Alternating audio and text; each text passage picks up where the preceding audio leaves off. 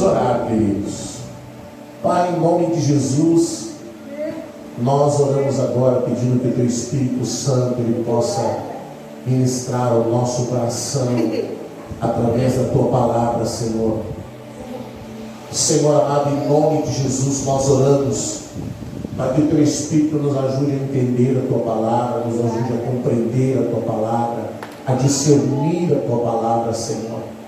Nós levamos agora preso, cativo à cruz de Cristo, todo pensamento, toda mentalidade que não é Tua, Senhor, todo pensamento que é contrário à Tua palavra. Nós levamos preso agora, levamos cativo à cruz de Cristo, Pai, em nome de Jesus. Amém. Amém? Vamos lá, nós vamos ler até o verso 7.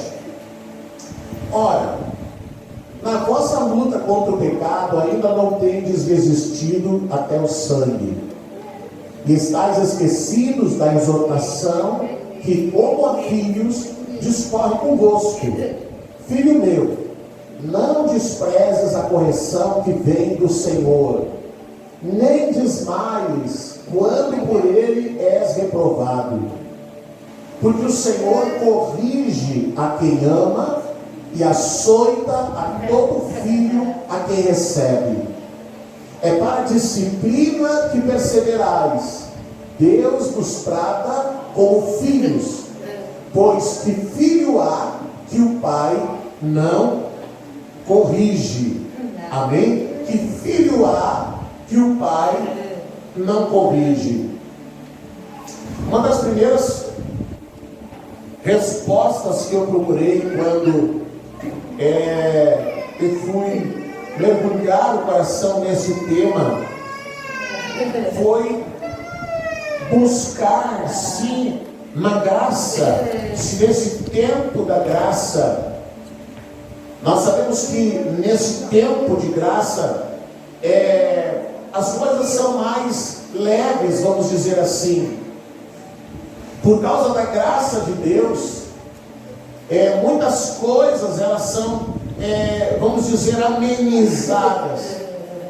Então eu fui procurar se nesse tempo da graça, esse entendimento de Deus o Pai disciplinar os seus filhos ainda valia, porque no Antigo Testamento a gente sabe que valia. Mas será que agora, nesse tempo, nessa dispensação da igreja, nessa dispensação da graça de Deus, ainda o Senhor continua disciplinando os seus filhos? Então nós encontramos esse texto de Hebreus, onde o autor se reporta a um texto do Antigo Testamento, onde ele fala exatamente dessa questão, a questão da disciplina de Deus, de como Deus o Pai disciplina os seus filhos. E agora ele faz, o autor dos Hebreus, ele faz uma comparação entre nós, os pais terrenos, nós homens, e o próprio Deus, o Pai. A palavra de Deus, ela se refere ao Senhor com muitos nomes. Ele é chamado de o Senhor dos exércitos, ele é chamado de o Senhor, o Adonai, ele é chamado de vários nomes, e entre os nomes que são dados a ele é o de Deus é Pai. Deus o Pai de nosso Senhor Jesus Cristo, Deus o Pai. Nunca a palavra de Deus se refere a Deus como uma mãe. Ele cita algumas vezes que como uma mãe que não esquece dos seus filhos, ele não esquece dos seus. Mas a palavra, ela declara que Deus é um Pai. E isso às vezes para alguns é um problema. Mas agora, então, nós precisamos entender se o Senhor disciplina os seus filhos, e nós vamos aprofundar esse entendimento nessa noite. Nós precisamos entender agora quem são os filhos. Quem são os filhos de Deus? E eu gostaria de saber se você consegue responder quem são os filhos de Deus. Quem são os filhos de Deus?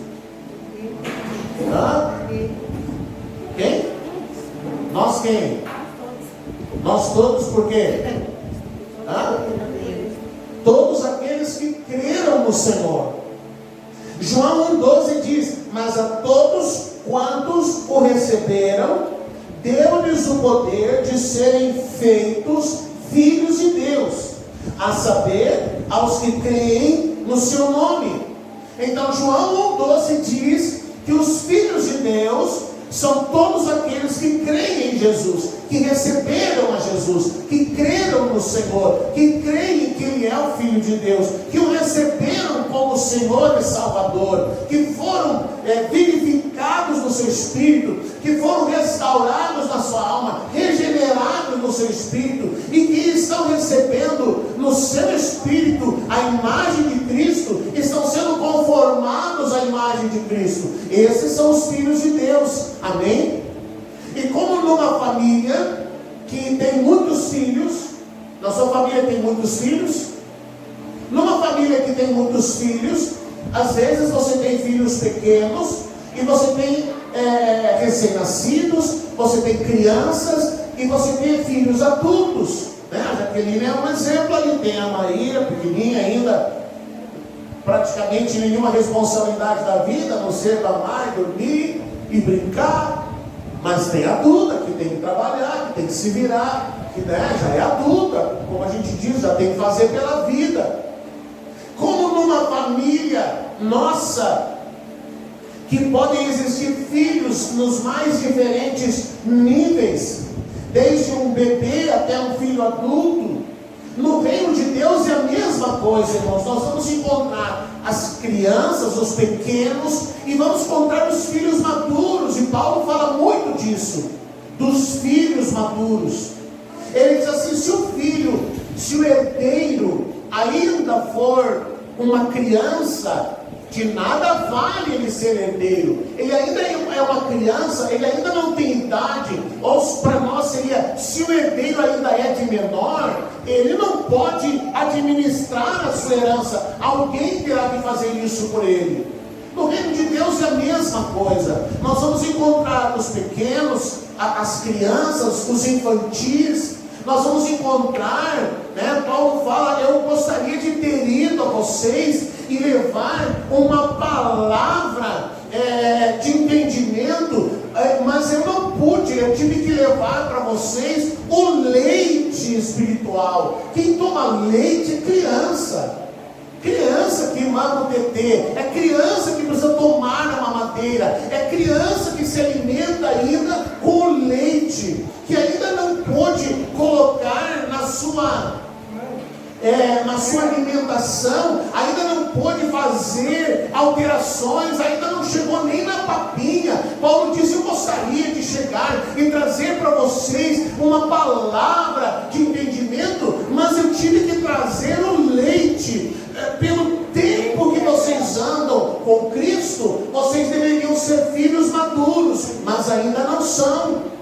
Então a palavra de Deus fala que existem os filhos maduros, os filhos que têm entendimento, os filhos que cresceram no Senhor, os filhos que buscaram ao Senhor, os filhos que se alimentaram mais do Senhor, os filhos que cresceram mais no Senhor, os filhos que buscaram mais dele e que por isso amadureceram. No reino de Deus, querido, o tempo, o nosso crescimento, a nossa maturidade, ela não se dá, querido, pelo tempo em que nós andamos dentro de uma congregação. O nosso amadurecimento se dá o quanto nós temos fome, o quanto nós temos sede, o quanto nós desejamos, o quanto nós buscamos a Deus. É isso que vai determinar o quanto vamos crescer nele, o quanto vamos crescer nele. Há pouco eu estava dizendo, há 7 anos e meio atrás, nós somos introduzidos no reino de Deus, e todos nós saímos de um mesmo ponto de partida. Todos nós temos uma largada numa maratona igual, zerados. Todos nós temos um ponto de partida igual, do nada, vamos dizer assim. E de lá para cá, Já se passaram 7 anos e meio, 7 anos do ministério, mas 6 meses antes nós introduzimos no reino de Deus. E de lá para cá, querido, muitos correram e cresceram, outros nem tanto. Muitos mergulharam no Senhor e aprofundaram-se nele, outros nem tanto. Outros ficaram talvez esperando, outros ficaram observando, mas quem cresceu mais, quem amadureceu mais no Senhor, sempre vai ser os que têm mais fome. Você já viu uma ninhada de cachorro? Falou em fome, maninho. Repete, né? Com fome. Você já viu uma ninhada de cachorrinho? E aí a pessoa vai lá escolher um cachorrinho. E a técnica é a seguinte: você escolhe qual? Maior, mais esperto. E você vai ver, querido, que o cachorrinho mais esperto é o que mais mama, e por isso é o maior.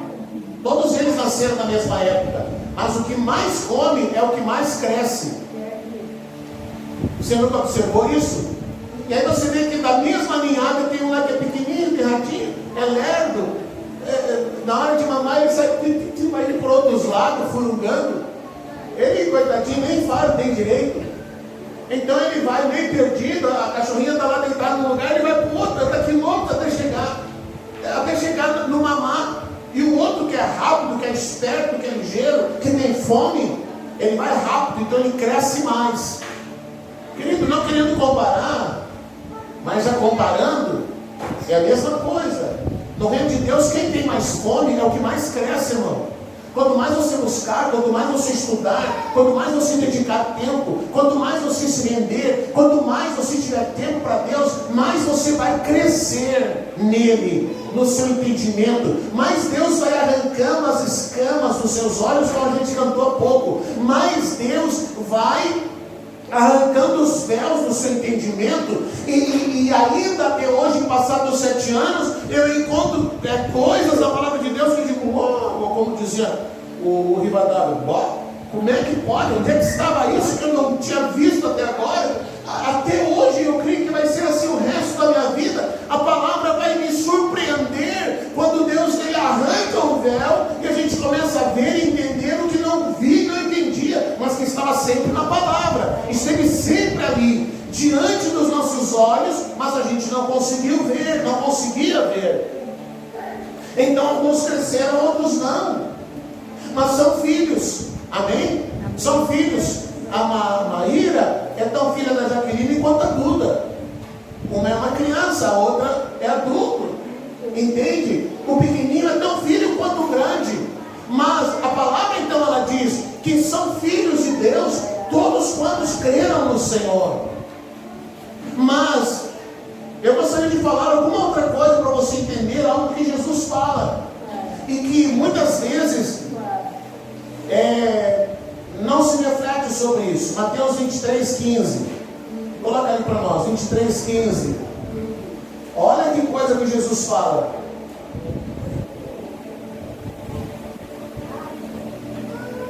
Ai de vós, escribas e fariseus, hipócritas, porque rodeais o mar e a terra para fazer um prosélito, e uma vez feito, o tornais filho do inferno, 2 vezes mais do que vós.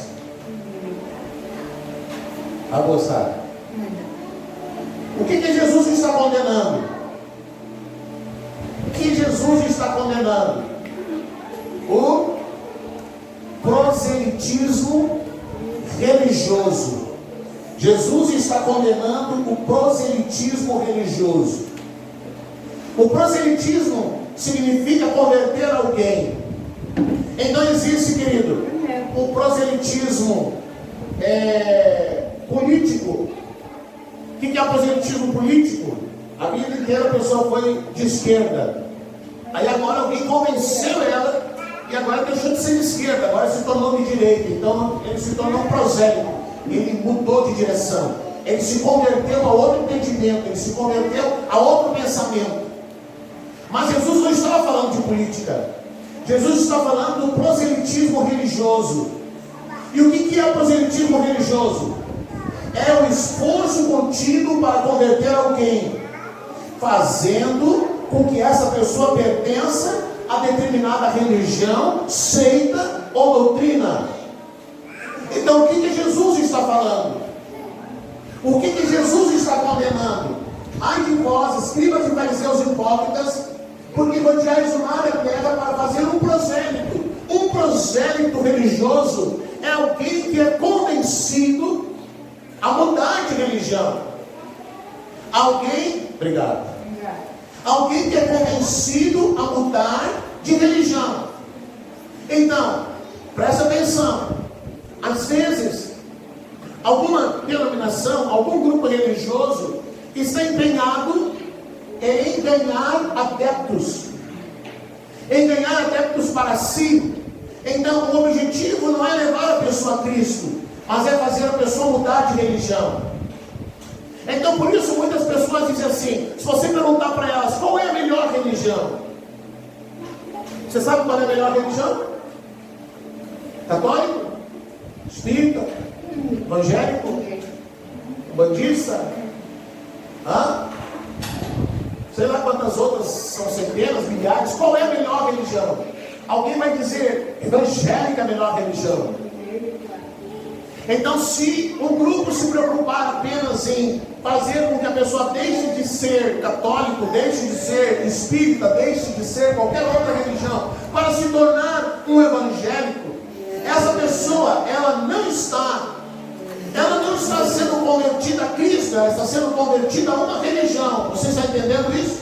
Então ela deixou de ser católico, ela abandonou os rituais católicos, ela abandonou os rituais da sua religião, e agora ele adotou os rituais de uma outra religião. Ele abandonou o estilo de vida daquela religião anterior, e agora ele adotou o estilo religioso da religião evangélica. Então agora ele põe um terno, põe uma calça social, põe uma camisa, as mulheres abandonam a calça comprida e adotam o vestidão, enfim, e existe então uma mudança. Mas essa mudança é uma mudança por conta de um proselitismo. Então ela entrou naquele lugar e alguém já disse: agora você tem que fazer assim, agora você tem que fazer assim, agora você tem que fazer assim, agora você tem que fazer desse jeito. E aí a pessoa começa a aprender o dialeto da religião, o evangeliquez. Aí ele aprende o dialeto e ele se torna um prosélito. Ele aprende o ritual da religião, ele vive o ritual da religião, ele pratica os rituais da religião, ele cumpre os rituais da religião para ser introduzido naquela religião, mas muitas vezes ele enxergou a sua religião, mas não chegou a Cristo. Ele não é um filho de Deus, ele é um prosélito. Você está entendendo? Você consegue entender? Ele é um prosélito, ele não é filho de Deus. Mas qual é o pior de tudo isso, irmão? Não é que essa pessoa não é filho de Deus. É que Jesus disse que ele é filho de quem? Filho do inferno. Olha lá o que diz Jesus: ai de vós, escribas e fariseus hipócritas, porque rodeais o mar e a terra para fazer um prosélito, ou seja, para fazer com que alguém mude de religião. E uma vez que consegue isso, irmão, você vê isso. Essa semana foi batizado um jogador da seleção, Firmino, acho que foi batizado. Aí foi notícia, todo mundo falando, Firmino se batizou e tal, não sei o quê. Então, se o Pica for se batizar, não é notícia. Mas o Firmino é. Aí a questão é: quem batizou o Firmino? A minha igreja, a minha religião converteu e batizou o Firmino. Então parece que às vezes a conversão de um artista vale mais do que a conversão de uma pessoa simples e comum. Você está entendendo? Há pouco tempo atrás foi divulgado o batismo de um funkeiro. Não lembro o nome do rapaz. Se batizou. Quem?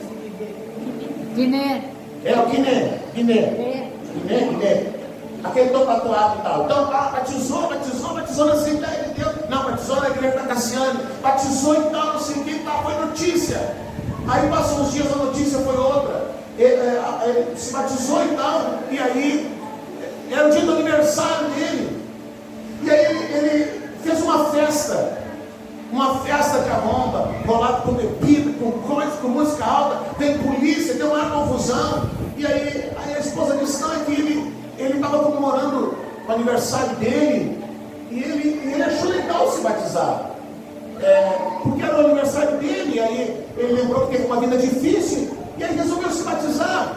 Ele se batizou, mas ainda não se tornou, entende? Não há mudanças, porque a questão, Jesus fala dos frutos de arrependimento. Então, se você se arrependeu ao ponto de receber o batismo, mas você sai de manhã do batismo ou de tarde, e de noite faz uma festa de arromba com bebida e tudo que as outras coisas, como se nada tivesse acontecido, apenas tivesse tomado banho, então não houve mudança, se tornou um prosélito.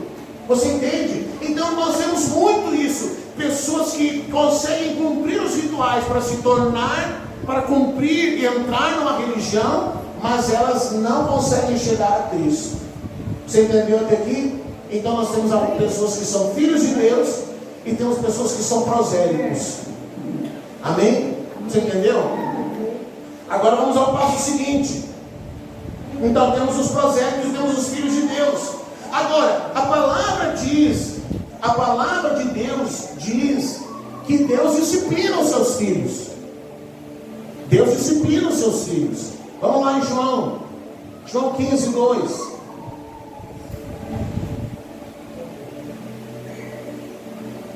João 15, 2. Evangelho de João 15, 2. Todo ramo que estando em mim e não der fruto, é um filho de Deus, mas ele não dá fruto. Não dá fruto. Você lembra que um dia Jesus chegou, ele passou numa figueira, e a figueira estava bonita, tinha muita folha, mas não tinha o quê? Fruto. Então tem muitas pessoas, elas estão em Cristo, mas elas só têm folha. Deus não quer saber de folha, Ele quer frutos. Então a palavra diz ali, todo aquele que está em mim, está em Cristo. Não é prosélito, está em Cristo, mas não dá fruto. O que ele faz? Ele corta. E tudo o que dá fruto, ele limpa. Numa outra versão diz, ele poda. Para quê? Para que produza mais fruto ainda. Então, o que fica implícito nessa palavra de João? De qualquer forma, essa poda, esse corte, trata-se de uma disciplina. Para que Deus corta e para que Deus poda, para que Deus limpa? Para que nós possamos manifestar a sua justiça, o seu reino, para que nós possamos manifestar a santidade. Então Deus vai olhar, Ele vai olhar o que não dá fruto, Ele vai disciplinar para que possa produzir frutos. E o que dá fruto, Ele vai podar ainda mais, porque a gente sempre pensa, irmão, que já está pronto. Eu já estou pronto agora. Eu já falo em línguas e tal. Eu já só não fui ainda para a glória, porque eu sou santo demais, eu tenho que ficar aqui na terra. Então a gente acha que Deus já cumpriu tudo que Ele tinha que fazer na nossa vida. Mas Deus olha para nós e Ele ainda vê muitas coisas que Ele precisa retirar da nossa vida. E como é que Ele vai fazer isso? Ele vai nos podar, Ele vai nos cortar, Ele vai tirar, queridos. Ainda há futilidade aí no meio. Lá atrás, você olhava, você imaginava, não, mas eu não tenho futilidade. Aí o Espírito Santo, na escola de Cristo, o primeiro lugar que Ele nos leva é para a cruz. Vamos lá, vamos para a cruz, Fernando. Hoje está a tua vez de ir para a cruz. E aí Ele nos leva para a cruz. E o objetivo da cruz, irmão, não é machucar. Você sabia? O objetivo da cruz não é criar uma ferida. O objetivo da cruz é matar. Amém? O objetivo da cruz, irmão, não é que você fique ferido, magoado, machucado e ande por aí. Não, o objetivo da cruz é matar você. Matar o ego, matar a carne, matar a natureza adâmica. Então, nesse processo, Ele vai tirando. Se você olhar para trás, como você era 7 anos atrás, que você achava que era bom. Há 7 anos atrás você achava que era bom. Você pode dizer, irmão, porque eu também achava que era bom. Hoje eu já penso que eu não sou nada. Hoje penso que eu não sou nada, ainda sou pequenininho ainda. Mas há 7 anos atrás eu achava que era um cara, era um mestre, um teólogo, tinha 500 filhos espirituais espalhados por aí, um doutor, anel de teologia.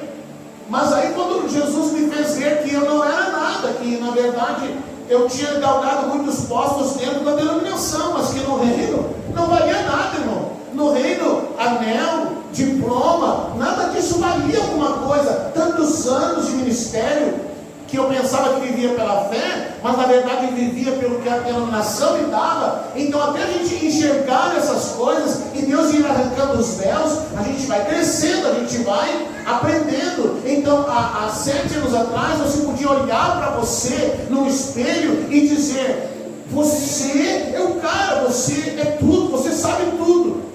Mas aí Deus vai te mostrando que você não é nada, que você não é nada. Se existe alguma coisa agradável em você, é Cristo. Não é você, não é a tua força, não é a tua habilidade, não é a tua capacidade, não é a tua condição, não é nada teu, é Cristo. Amém? Então Deus vai pegar nessa escola de Cristo, onde Ele nos leva para um processo para chegar ao propósito. Ele vai nos podar, Ele vai nos cortar, Ele vai nos disciplinar. Amém? Qual é o objetivo dessa disciplina? O objetivo da disciplina não é nos destruir, nos arrebentar. O objetivo da disciplina, irmão, é nos aperfeiçoar para que a gente possa manifestar a glória de Deus. E se você continuasse sendo egoísta, humanista e todos aqueles istas que você era, ou pelo menos não deveria ser mais, você jamais ia conseguir manifestar a glória de Deus. Mas Deus, Ele foi podando, Ele foi trabalhando na sua vida, Ele foi trabalhando no seu ego, Ele foi trabalhando no seu coração, Ele foi trabalhando no seu espírito, e Ele foi disciplinando você para que a glória dele fosse manifesta. E a palavra de Deus fala que existem 2 meios de Deus nos purificar, 2 formas de Deus nos purificar. Uma delas é através do sangue de Jesus, o sangue que nos purifica de todo pecado. Amém? O sangue de Jesus que nos purifica de todo pecado. Que nós chegamos diante de Deus mortos em nossos próprios delitos, cheios de pecado e iniquidade, e o Senhor nos purifica de todo pecado. Amém? Ele nos purifica de todo pecado. Mas a segunda forma de Deus nos purificar, depois que passamos pelo sangue de Jesus, é a disciplina. E por que Deus vai disciplinar? Então a gente volta lá para Hebreus. Voltamos a Hebreus 12, 7. Por que Deus vai disciplinar? Vamos lá, até o 10. É para a disciplina que perseverais. Deus vos trata como filhos, pois que filho há que o pai não corrige. Então, se você é filho de Deus, irmão, e Deus o Pai te corrige, não é para você ficar de mal com Ele. Você lembra quando você era mais jovem? Eu não sei quando foi a última vez que você levou pau. Quando foi a última vez? Você lembra? Semana passada, retrasada, a gente estava lá reunido. Os filhos todos, o pai, os filhos juntos, faltavam 2.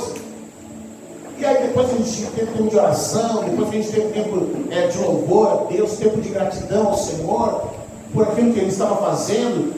A gente sentou para almoçar, e aí quando a gente sentou para almoçar, irmão, aí começou a surgir as conversas do que a gente fazia quando era criança, né? E lá no meio daquela conversa toda, alguém disse: porque o pai, né, o seu filho, ele batia nos filhos. E eu disse: olha, ele batia, mas a gente nunca apanhou porque não fez nada. A gente nunca apanhou de graça, a gente apanhava porque fazia. A gente apanhava porque fazia arte mesmo, a gente aprontava, a gente era... Olha, se Jesus não tivesse chegado na nossa vida, não sei o que ia ser de nós. Não tinha um dia que a gente não aprontasse uma. Só eu botei fogo na casa 3 ou 4 vezes. E eu era o mais calmo de todos. Imagina os outros.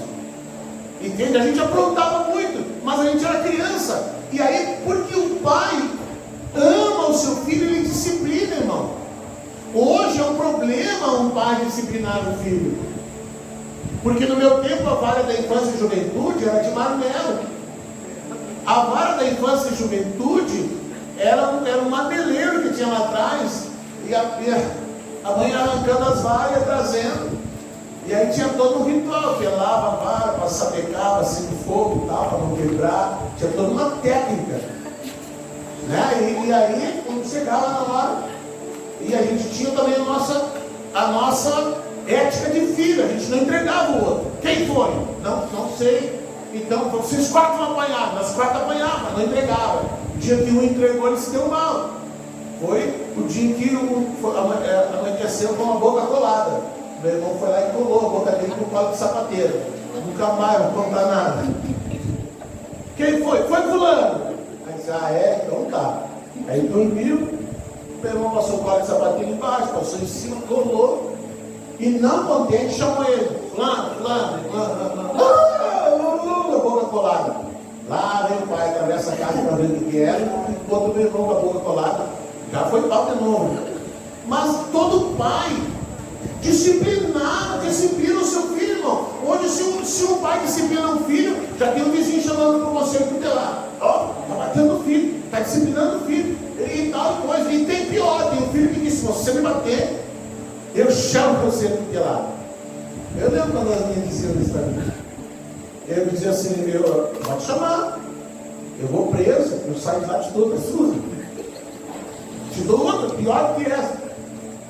Tá, pai. Você entende? Mas aí a palavra diz ali, qual é o pai que não disciplina o seu filho? Qual é o pai que não corrige o seu filho? Verso 8. Mas se estáis sem correção, de todos se tem tornado participantes, logo sois bastardos e não filhos. Então, se você, presta atenção nisso, se você é filho de Deus, se você é filho de Deus, e você anda num caminho tortuoso, irmão, você pode ter certeza, Deus o Pai vai te disciplinar. Pode ter certeza, Deus o Pai vai te disciplinar. Se você conhece alguém que diz que é filho de Deus, ou que você pensa que é filho de Deus, e anda em caminhos tortuosos, e faz coisa do arco da velha, como diz, e vive uma vida de pecado, e você tem a impressão que nada acontece com ele, é importante que você possa refletir que talvez essa pessoa não é um filho de Deus, é um bastardo, é um prosélito, nunca recebeu a Jesus. Nunca recebeu a Jesus. Olha o que diz mais: bastardos e não filhos. Além disso, tínhamos os nossos pais segundo a carne, que nos corrigiam e os respeitávamos. Não havemos de estar em muito maior submissão ao Pai espiritual, e então viveremos? 10. Pois eles nos corrigiam por pouco tempo, segundo melhor lhes parecia. Deus, porém, nos disciplina para aproveitamento, a fim de sermos participantes da sua santidade. Então presta atenção. Você é filho de Deus, você sabe que é filho de Deus? Amém. Você tem convicção que é filho de Deus? Amém? Então, segunda coisa, se você andar fora dos trilhos, Deus vai te disciplinar. Ele vai te disciplinar. Pastor, mas o fulano, aí você às vezes assim, mas o fulano é pastor e faz tal coisa, mas será que é filho de Deus?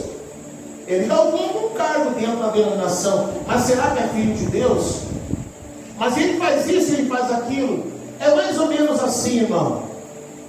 Vamos ver qual é. O Gabriel é quietinho? Né? Eu queria um gurizinho bem. Quem é o gurizinho mais elétrico? Não vou dizer o mais arteiro, né? Não vou dizer mais arteiro, está faltando os arteiros aqui hoje. Cadê o Dérico? O Dérico não está aí hoje. O Dérico não está lá, o Dérico até não é tanto, né? Mas dizer que o Derek apronta lá na escola. Vamos dizer que o Derek apronta na escola. Aí o vizinho vai entrar lá na casa dele e vai disciplinar o Derek. O que vocês vão fazer? Lógico que pai e mãe não vai querer. Como que assim o outro vem aqui querer disciplinar meu filho? Como que o outro vai querer dizer como eu vou disciplinar meu filho? Se eu vou dar uma varada, 10, 20, se eu vou quebrar ele a pau ou não, se eu vou conversar com ele ou não. Isso é problema meu com o meu filho. Amém? Eu nunca quebrei minha filha a pau, mas elas precisavam entender. Era 3 varadas só, 3 varinhas só. 3 varadinhas. Mas se explicava, você vai levar 3 varadas, porque você fez assim, porque você desrespeitou, porque você fez. Se você entendeu, entendeu. Chorava, descia lá e tá, eu entendi, não vou fazer mais. Você entendeu, fez errado, entendi. Tá, agora vira a bunda, aí leva 3 varadas. Podia jurar o que quisesse, não tinha disciplina naquela. Mas jamais alguém entrar na minha casa para disciplinar meus filhos. Irmão, se alguém não é filho de Deus, é filho de quem? Satanás. É filho do diabo, querido, não tem outro. Só tem 2 filiações. Não vamos ser passionais, não vamos colocar um paninho quente e dizer, não é filho de Deus, é mais ou menos. Não, ou é filho de Deus ou não é filho de Deus. Ou é filho de Deus ou é filho do diabo. Se não é filho de Deus e está no meio de uma congregação, ele não é filho de Deus, ele é um prosélito, ele está lá fazendo e acontecendo. Deus vai pegar e vai disciplinar? Não, não é filho dele. Não é filho dele, irmão. Se você olhar para a igreja, semana passada nós falamos de Safira e Ananias. Safira e Ananias eram filhos de Deus? Eram. Eles fizeram errado? Fizeram. O que Deus fez, irmão? Disciplinou. Deus trouxe disciplina na hora. Na hora. Aí eles morreram, perderam salvação. Quem falou em perder salvação? Eles foram disciplinados, irmão. Eles agiram errado e foram disciplinados. Agora, presta atenção. Do mesmo jeito, querido, que você disciplina o seu filho com um rigor compatível com aquilo que ele fez. Você entende? Não há como o seu filho fazer algo grave e você só sentar e conversar com ele. Tem que haver uma disciplina maior. Você tem que agir com uma disciplina maior. Ou você vai ter que tirar alguma coisa dele, ou alguma coisa vai ter que, de alguma forma, ele vai ter que entender que errou e ele vai ter que sentir o quanto errou. Você está entendendo? Então, Deus vai nos disciplinar com o mesmo rigor, irmão. Você lembra que quando Simão, o mágico, se converteu? Você lembra? Simão, o mágico, se converteu.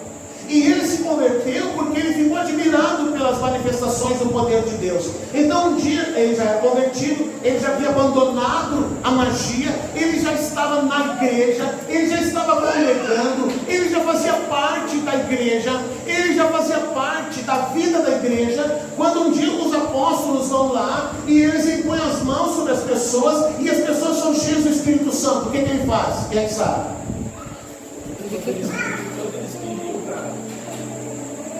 Ele chega e diz para eles assim, ó, quanto vocês querem, irmão, quanto vocês querem para passar e ensinar como eu devo fazer para colocar a mão nas pessoas e elas serem cheias do Espírito?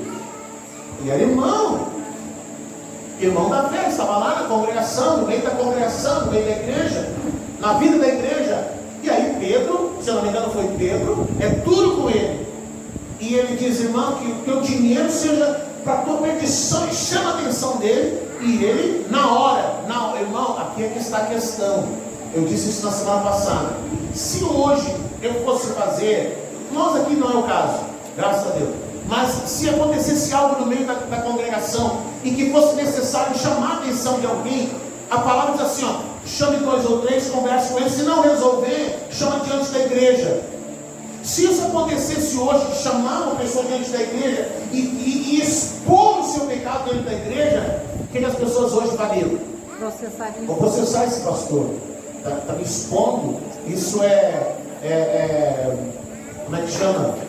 Invasão de privacidade. É uma degradação moral.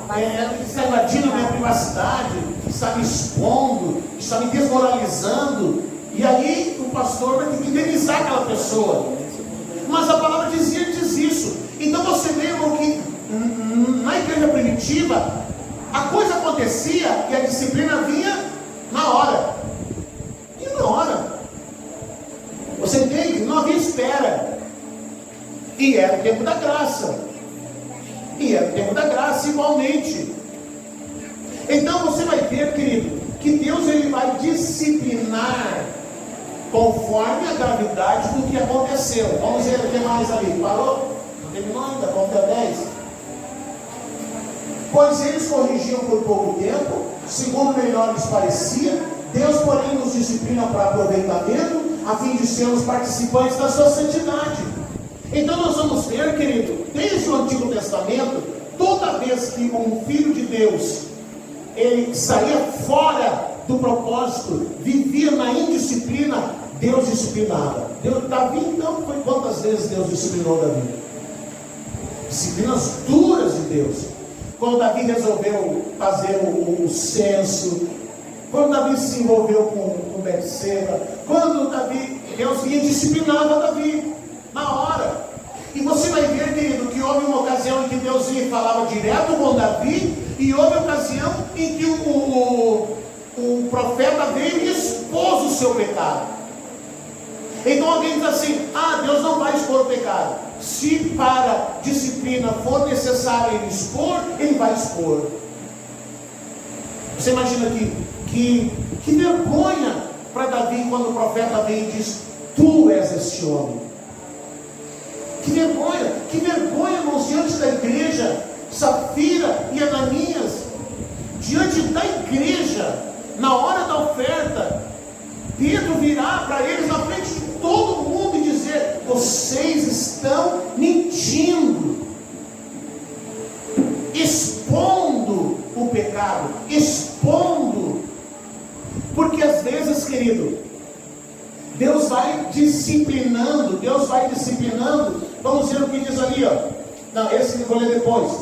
Então ele vai disciplinando, ele vai usando de misericórdia, ele vai disciplinando, e Deus vai disciplinando e a pessoa não entende, não percebe, não se rende. Então ele diz assim: não, mas eu estou no tempo da graça, eu vou pagar para ver o que vai dar. Sabe? Deus está blefando, Deus não vai lhe disciplinar. Deus disciplinou Davi, Deus disciplinou Saul, Deus disciplinou Jacó, Deus disciplinou Sansão, Deus disciplinou no Novo Testamento, disciplinou os filhos da igreja, os filhos da graça foram disciplinados por Ele. Deus era duro na sua disciplina. Mas então, pastor, quer dizer que Deus vai me disciplinar, Deus vai pegar uma vara e Ele vai me disciplinar, Ele vai fazer, querido. Sabe qual é o limite de até quanto Deus pode ou não disciplinar? Está em Marcos 1,14. Marcos 1,14. Marcos 1,14. Depois de João ter sido preso, Jesus foi para Galileia pregando o evangelho de Deus, dizendo: o tempo está cumprido e o reino de Deus está próximo. Arrependei-vos e crede no evangelho. Do que eles tinham que se arrepender? Do que? Está ali. Eles tinham que se arrepender de não crer. Qual é o fruto de arrepender-se e não crer? O fruto de não crer. Qual é o fruto disso? Ele se arrependeu, o que acontece agora? Ele crê. É tão simples, irmão. Arrependei-vos. Vocês não estão crendo, vocês não estão confiando, vocês não estão crendo que Ele é o Filho de Deus. O que vocês precisam fazer? Precisam se arrepender e crer. Irmão, como é que Deus vai disciplinar? Vai. Quando é que Deus pode cessar a disciplina? Quando houver arrependimento e mudança. Arrependimento e mudança. Quando aquela mulher é trazida trazida a Jesus, apanhada em adultério. Apanhada em adultério. Jesus, ele diz para ela: onde estão os teus acusadores? E ela diz: não sei, Senhor. Então ele diz para ela: nem eu te condeno. Ele está na igreja. Ele está tratando como se trata, como se deveria resolver um problema na igreja. Eu não te condeno, mas vai, e o que mais? E não peques mais. Mas pastor, por que Jesus fez isso? Porque a palavra diz que essa mulher estava ali chorando, e isso está se subentendido no texto, que essa mulher estava arrependida do estilo de vida que vivia, e agora, tendo sido perdoada, ela tem a opção de mudar agora, e o fruto do seu arrependimento é mudar de atitude. Você está entendendo? Então, pastor, Deus vai me disciplinar. Eu fiz isso, eu fiz aquilo, eu fiz aquele outro, eu errei, eu transgredi, eu desobedeci. Quem não desobedece? Depois eu estou dizendo que eu era o filho mais quieto, eu tenho fogo 4 vezes na minha casa, irmão. E eu era o filho mais tranquilo, vamos dizer assim. Quem não desobedece, quem não transgride, todos nós. Você não desobedecia, o seu pai e sua mãe desobedeciam. Que são carnais. Quanto mais você desobedece ao Senhor, irmão, você fica pensando assim: Deus não está vendo. Você desobedece, você transgride. Mas o que vai fazer com que não haja disciplina? Se eu me arrepender e mudar de atitude. Querido, há situações em que mesmo que a pessoa se arrependa e mude de atitude, e já entrou em disciplina, não vai cessar as consequências dessa disciplina. Você está entendendo? Não vai cessar. A disciplina veio, a pessoa se arrependeu, a pessoa pediu perdão, ela decidiu mudar de vida, mas o processo de disciplina já começou. Então essa disciplina vai deixar sequelas na vida dessa pessoa. Você lembra que quando Jacó, todo mundo fala que Jacó lutou com Deus e tal, não sei o quê, como se Jacó fosse grande coisa, e Jacó foi lutar com Deus e ganhou de Deus na luta. Mas a palavra diz que Jacó saiu como dessa luta? Mancando. Saiu inteiro? Saiu mancando. Ele foi atingido na coxa, atingiu os nervos, atingiu o tendão, e ele saiu mancando. Saiu vivo, mas saiu mancando. E a questão da briga de Deus e Jacó é que Deus toda hora, o anjo do Senhor, Jesus Cristo, perguntava para ele: quem é você? E ele não tinha coragem de dizer quem ele era, porque Jacó, ele era um usurpador, mentiroso, enganador. Então você chega diante de Deus, irmão, e Deus fica olhando para você e perguntando quem você é. E aí você tem vergonha de dizer para ele: ah, Senhor, eu sou mentiroso, eu sou. E aí fica aquela luta. Deus sabe que é. Deus sabia quem era Jacó, mas ele tinha que falar isso. Ele tinha que confessar que ele era um usurpador. Então quando Jacó finalmente, depois de estar na luta ali, a noite inteira de luta, e ele finalmente confessa: eu sou Jacó, eu sou Jacó, eu sou usurpador. E aí ele é tocado na sua coxa, e aí o seu nome é mudado agora de Jacó para Israel, o escolhido.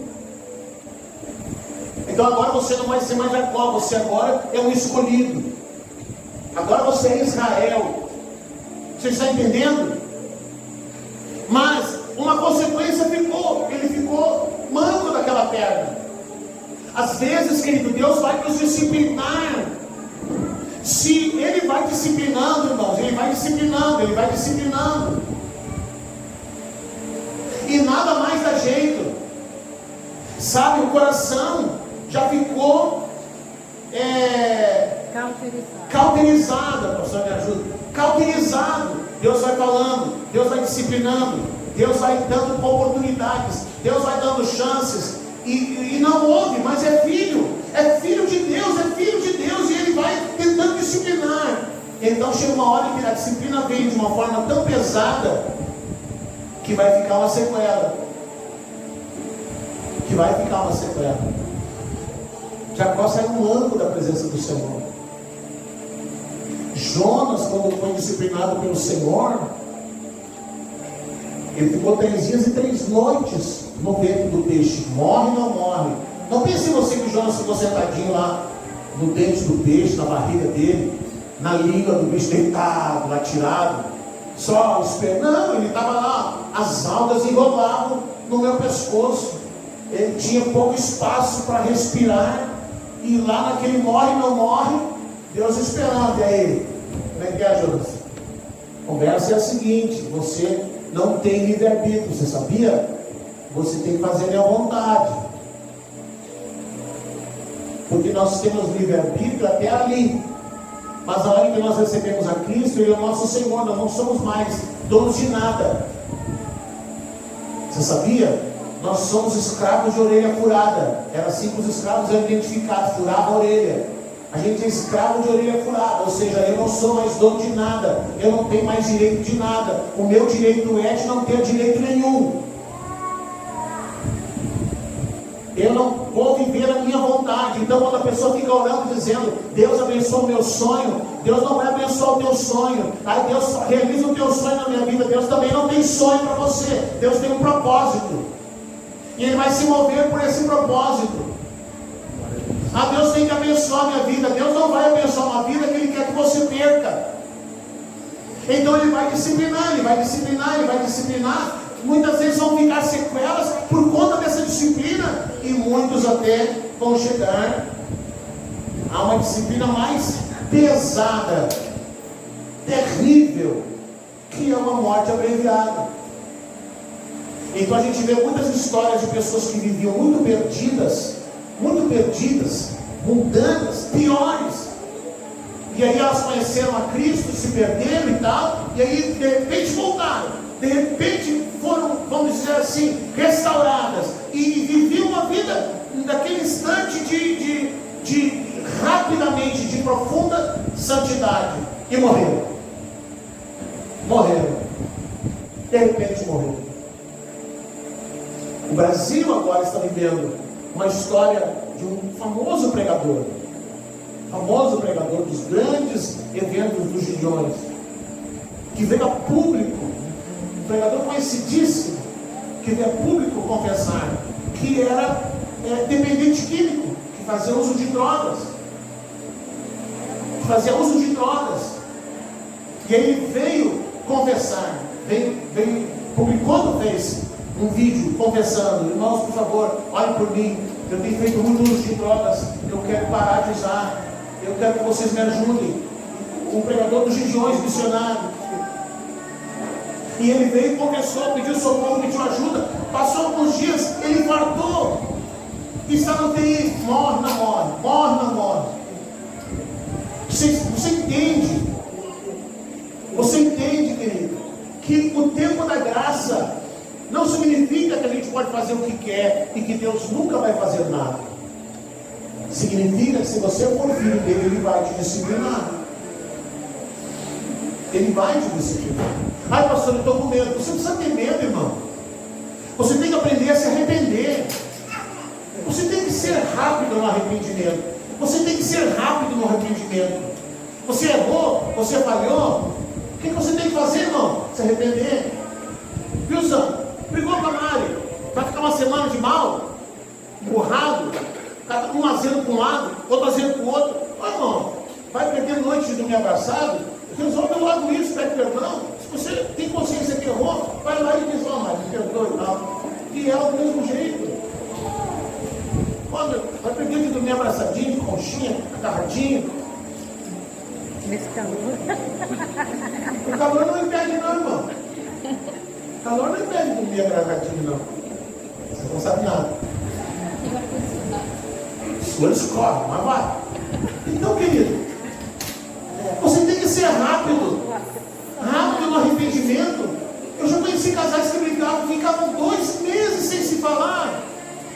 Meu Deus do céu, 2 meses sem se falar, dormindo na mesma cama, compartilhando a mesma casa, sentando na mesma mesa para comer as refeições, sem falar uma palavra para o outro. Seja maduro, seja rápido, não se arrepender. Você pecou, você errou. Seja rápido em correr para o Senhor, dizendo: Deus, eu errei, me perdoa. Se errou com alguém, vai lá, corre, pede perdão, conserta isso logo, resolve isso logo. A palavra diz assim: irai-vos e não pequeis. Irai-vos e não pequeis. A palavra não está dizendo que você não pode se irar. Você pode se irar, mas não vai ficar amargurado, remoendo. Vai lá e resolve isso logo, irmão. Vai lá e resolve logo. Vai lá, pede perdão, Deus, pronto, acabou. Acabou a confusão, acabou o juízo, perdoado e não está perdoado, amém? Vamos em frente, bola para frente, a fila anda, vamos continuar. O problema é que as pessoas erram com Deus e elas ficam esperando, elas ficam jogando com a misericórdia de Deus. Jogando, elas pagam para ver o que vai dar. Deus não vai fazer nada. Deus não vai fazer nada. Deus não vai fazer nada. Sabe? Eu fiz lá, meu pai não fez nada. Meu pai nem deu bola. Mal sabia que o paizinho está só anotando. O paizinho está só anotando. Eu fiz mais isso. Não fez nada. O pai está só anotando. Aí uma hora o papai chama e a disciplina vem. O erro está em não se arrepender. A palavra diz: você quer romper a disciplina, se arrependa. E aí tem mais. Eu nem vou entrar nessa questão. Quando a disciplina vai para a próxima era, quando as questões não são resolvidas aqui ainda, e aí você chega na eternidade, você chega no milênio, no tempo do governo de Cristo, que será agora o tempo da graça, depois do milênio é tempo da graça, mas no meio tem o milênio é tempo de justiça, é onde a palavra de Deus diz: o juízo começa pela casa de Deus. E aí você lembra que Jesus fala: assim o Pai fará com aquele que não perdoar, assim o Pai fará com aquele que não resolver isso, assim o Pai fará com aquele que não resolver tal coisa. Nós não precisamos esperar a disciplina de Deus. Corre logo, se arrependa, peça perdão, muda de vida, mude de atitude, vai, não peques mais, não jogue com a misericórdia de Deus, não pague para ver, porque você pode acabar vendo alguma coisa que você não esperava ver. Não pague para ver, porque você pode acabar vendo algo que não queria ver. Amém? Vamos orar? Vamos ficar de pé? Vamos adorar o Senhor? Em nome de Jesus? Aleluia! Vamos orar. Glória a Deus. Chega pertinho das pessoas da sua família. Chega pertinho das pessoas da sua família.